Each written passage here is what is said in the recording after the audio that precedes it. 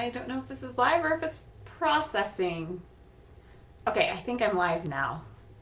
Welcome to the Facebook Live. This week we're going to be talking about some skills that we can teach our teens. So we're going to talk about some hard skills that we can work on teaching, as well as some other kind of more soft skills that sometimes we don't realize are actually skills. So the thing that I want to talk about today is learning to say no.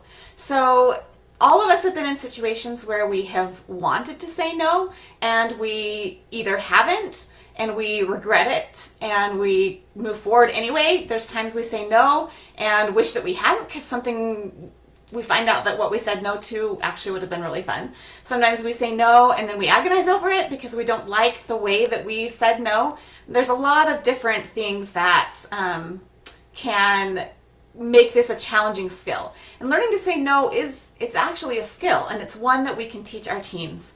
I hope that you guys can see me. My camera is not popping up down here. I hope that this is working.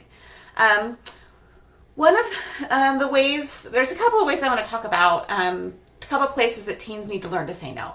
And the first is with overscheduling. So sometimes we have a hard time saying no when a lot of opportunities pop up. Do you want to be on the debate team? Well, yeah, the debate team sounds fun. Do you want to get involved in soccer? Well, yeah, my friends are doing soccer. Would you like to be a cheerleader? Do you want to take an AP class?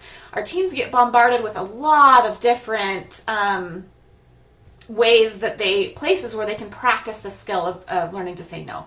So we're going to talk about some tips first about overscheduling, and then we're going to talk about social situations. So the first tip is to help your teen learn to prioritize. So this is also a skill. There's a lot of skills buried within the skill of learning to say no. So we're just going to talk about some of them. Last week we talked about goals, and helping your teens set goals can help them realize what's important to them. It can help them create priorities. And when they have things that are really important to them, it's almost like saying yes to those things, and then it's easier to say no to other things. The second thing is to learn to understand your teen's nonverbal cues and vocalize what you're seeing. So if your teen is really dragging their feet, look at that as a cue and say, hey, you know what? I really noticed that you're significantly less excited about this than you are about, say, something else. Do you want to talk about it? Is there a reason that you're not motivated? Why? And just kind of delve deep with them about that. The third one is to teach them the consequences of stress. We just had a conversation at dinner after my husband and I realized that some of the behaviors that my kids were expressing were symptoms of stress. We had a very big family situation and we tried to protect our kids as best as we could, but I don't know that we did a very good job. And so we realized that they're eating and they're sleeping and some of the other things might be affected by that stress. And so we really kind of sat down with them and said, it's okay if you don't feel like eating. It's okay if this food doesn't sound good to you, if you're feeling a little nauseous, if you're not sleeping as well. Those could be symptoms of stress. And so if you start to kind of point those out to your teen, they might realize that they're a little bit overscheduled and that they aren't, maybe they want to make some different decisions.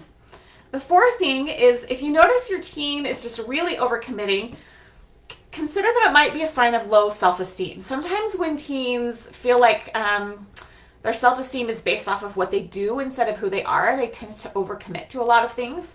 And it's important to recognize this as a parent. If they seem like they are frantically doing a lot of different things, then it might be a sign that they're covering up some self-esteem issues.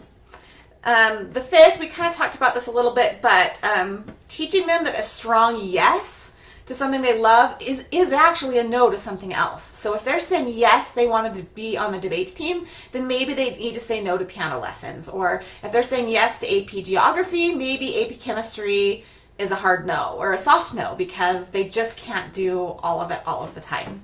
So now I want to talk for a few minutes about saying no to friends, as well as a little bit in dating situations. We're going to do a whole week on peer pressure, maybe next week.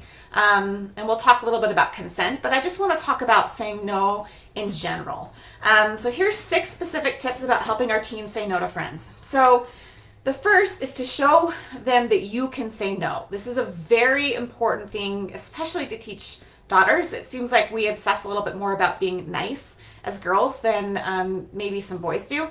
So it's important to have them let them watch you say no, and how you handle it, how you handle the emotions. What do you say? Can you be polite and still say no? Things like that. The second one is to teach our teens that personal safety is always first. This is something that I did not understand as a teenager, and I said yes to some things that I should not have said yes to, and thankfully they didn't end as poorly as they could have, but I did not always put my personal safety first. And this is a hard thing for teens because they have such a strong drive to join a tribe that they often don't think about their personal safety. They're worried about being rejected and not having any friends, and so sometimes they don't make the right decision. I remember hearing a story about two couples that were out on a lake, and they found these two men who had been not shipwrecked, but they'd been marooned on one of the little islands, and the boys, their family, had always just said personal safety first, and so they took the girls back to shore, went back and got the two men who were marooned, and the two men kept pressuring them to take them to their boat, and it was all very suspicious. They had not good feelings about it. They ended up dropping them off at shore, refused them to take them to their boat. Turns out that those men were thieves that were going to cause problems on their boat, and so by putting personal safety first, they protected everybody and their families. The third is to discuss the difference between being nice and being polite. I'm going to do a Facebook post on this maybe today, but there is a difference between those two things, and our teen need to understand that you can say no and still be polite, and there's a lot of emotions we're going to talk about too regarding that, about how to handle the emotions that pop up, but there is a difference between those two things. The fourth is to practice saying no in a variety of situations. Help your teen practice what to say when someone offers them drugs or alcohol, what to say when they invite them to go to a party they don't want to go to. There's a lot of situations that pop up, and if your teen has practiced it with you and they know what to say, they'll feel a lot more confident saying no. 5, remind them that honesty is important. A lot of people would rather not have someone say yes and go to dance with them if they don't really want to be there. Then there's a little bit of pain in a no, but there's a lot more pain in hours of someone spending time with you when they don't really want to. Finally, teach your teen to accept rejection. How does it feel? Help them label the emotions. What thoughts does it bring up? If your teen knows and feels confident that they can handle rejection, it'll be a lot easier for them to say no. So hopefully this was helpful, and I will talk to you in the group.